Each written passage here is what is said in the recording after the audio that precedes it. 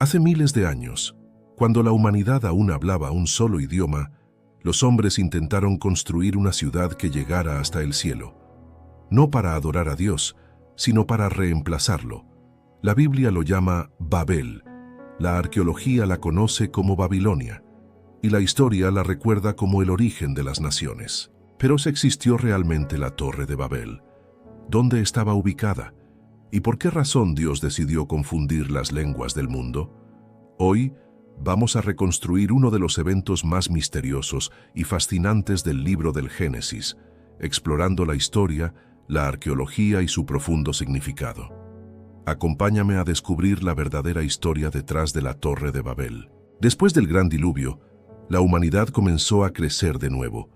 Los descendientes de Noé se expandieron por la fértil tierra de Mesopotamia, esa cuna de civilizaciones ubicada entre los ríos Tigris y Éufrates.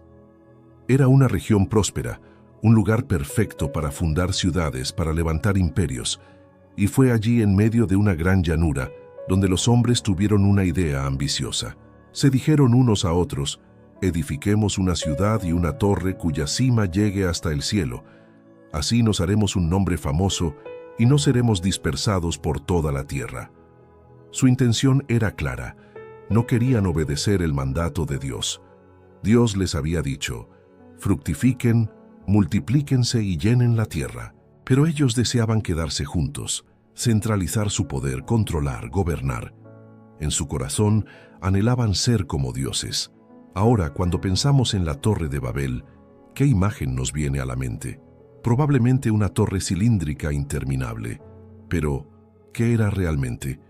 La palabra hebrea para torre es migdal, y los arqueólogos tienen una teoría muy sólida. Creen que no se trataba de una torre común, sino de un zigurat. Los zigurats eran imponentes templos escalonados, como pirámides gigantes construidas con ladrillos de barro. El más famoso de todos fue el Etemenanki, en la antigua Babilonia. Su nombre lo decía todo: la casa del fundamento del cielo y la tierra. Con sus más de 90 metros de altura, sus 7 niveles y un santuario en la cima, los babilonios creían que era el punto de encuentro entre el cielo y la tierra, el lugar donde los dioses descendían.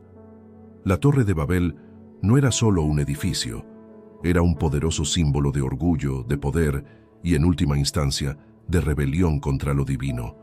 Entonces, ¿cuál fue exactamente el pecado de Babel?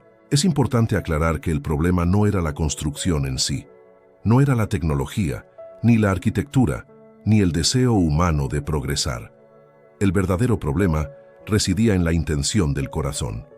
Ellos querían hacerse un nombre, buscaban su propia gloria, su propia fama, una especie de inmortalidad alcanzada por sus propias manos, y todo esto sin contar con Dios. Babel representa el primer gran imperio humano unido en un desafío directo contra el cielo. Imagínenlo: un solo idioma, un solo gobierno, un solo sistema mundial, pero con Dios completamente fuera de la ecuación.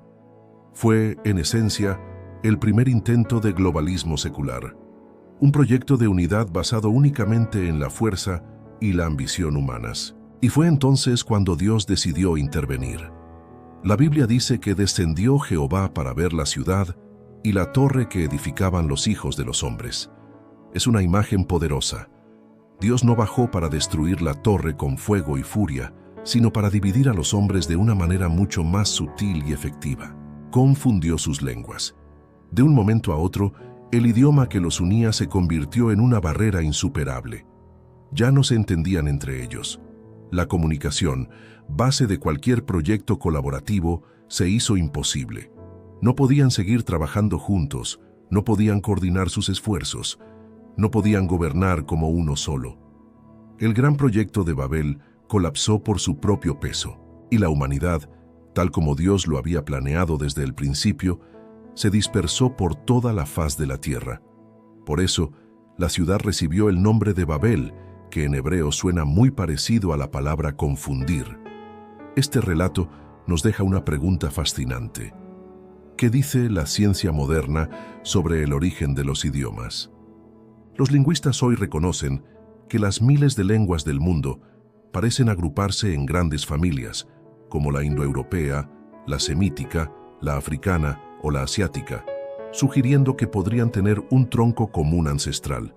Sin embargo, no existe una explicación científica concluyente que aclare por qué surgieron tantas lenguas tan radicalmente diferentes en un periodo de tiempo relativamente corto. El relato bíblico de Babel ofrece una explicación que, sorprendentemente, encaja con la dispersión histórica de los pueblos y la diversificación lingüística. La arqueología confirma que Mesopotamia fue, efectivamente, la cuna de la civilización, algo que la Biblia ya había afirmado miles de años antes. Podríamos pensar que la historia de Babel es algo del pasado, un mito antiguo, pero el espíritu de Babel no murió, solo ha cambiado de forma a lo largo de la historia. Hoy en día seguimos viendo sistemas, ideologías y movimientos que buscan unificar al mundo bajo una sola bandera, un solo gobierno, una sola forma de pensar y a menudo dejando a Dios de lado. El espíritu de Babel es el espíritu de la autosuficiencia humana llevada al extremo. Es la voz del hombre que dice con orgullo: no necesitamos a Dios. Podemos construir nuestro propio paraíso, alcanzar el cielo por nuestros propios medios. Es una tentación tan antigua como la humanidad misma. En conclusión, la historia de Babel fue mucho más que la construcción de un edificio.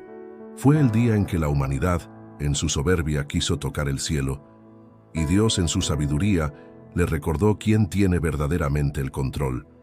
No debemos verlo como un simple castigo, sino como una profunda advertencia y un acto de misericordia. Porque la historia nos enseña una y otra vez que cuando el ser humano se eleva contra Dios, tarde o temprano, termina cayendo. Pero cuando decide caminar humildemente con Él, es entonces cuando el verdadero cielo se abre. Gracias por acompañarme en este viaje.